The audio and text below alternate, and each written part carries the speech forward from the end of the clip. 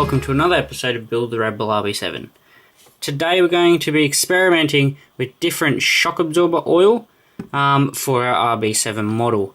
Now I've gone out and purchased this Caster Racing silicon oil for RC model racing, hashtag 70,000. Okay, so I've got absolutely no idea what any of that means, what the grades are, but the guy said that this is pretty high-end shock absorber oil or silicon oil to use. So I grabbed that. It was only $8 and I brought it home to see if it would improve the horrible suspension for our car. Okay, now I'm just going to do two experiments here.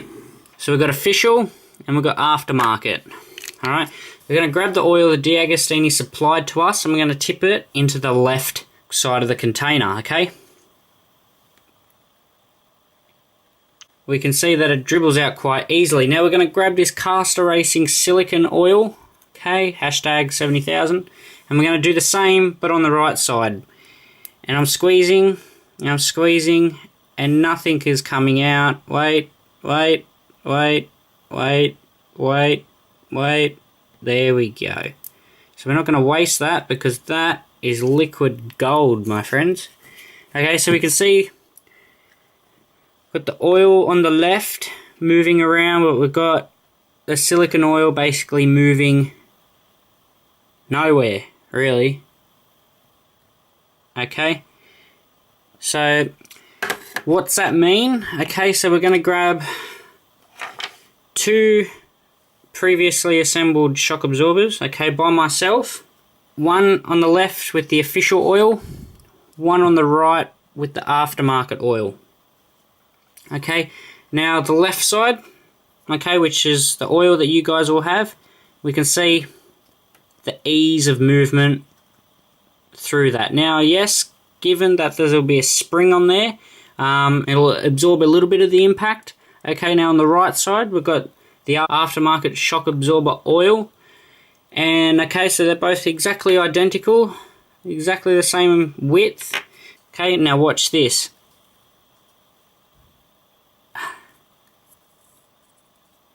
You've got to use pretty much triple the strength used for the official one.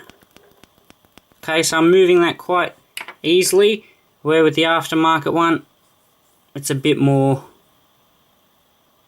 stiff. Okay, so I've shown you the oils. Okay, I've shown you the different consistencies between the two. I've shown you the differences between the two in a shock absorber shaft. Now basically show you the results on the actual car. Okay, so here's the RB7 car. Okay, so we're basically just going to jack it up with a 20-cent piece so the car sits level. Right, now this is with the official oil supplied with the D'Agostini series. Now I'm going to apply just a little bit of pressure onto the front nose of our car and watch the suspension. There's pretty much dragging on the ground. Any sort of body roll or anything and you're just going to get a whole heap of asphalt into the front of your car. Now if that's dragging on the ground, your front wing's going to be dragging on the ground, your rear diffuser's going to be dragging on the ground, and everything's just going to be horrible. So now I've fitted exactly the same RedBull RB7 car, okay, that we are building in the series, with the aftermarket shock oil. Okay, this is the hashtag 70,000 Caster Racing silicon oil. Okay, straight away we can see results. The car is a lot higher off the ground, both front and rear. I can fit my finger under the car, okay, all the way along.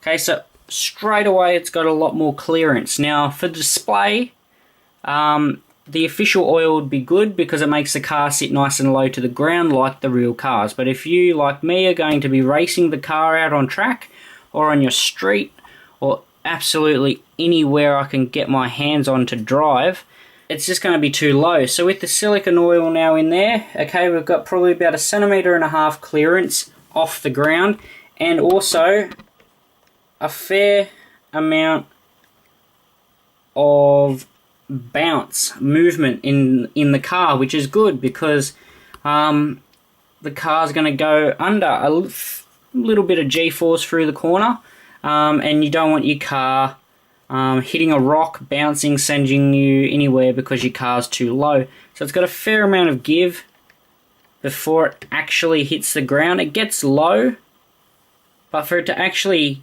hit the bottom out and hit the ground, you'd have to be going over a jump or something. Now, if you're spending $2,000 to build this car, I don't think you're going to be going over a jump. I really recommend getting a higher consistency oil, whether it's an oil or a silicone, for your shocks if you're going to be racing your car, because the D'Agostini oil is just too oily. Or if you guys want me to get that for you and ship it to you, I can do that, because my guys at the hobby shop can help me out. So I hope you guys all enjoyed that video build the RedBull RB7. If you have any more questions about the shock absorber or the test and experiment that I just run, message me, let me know, and I'll be glad to help you.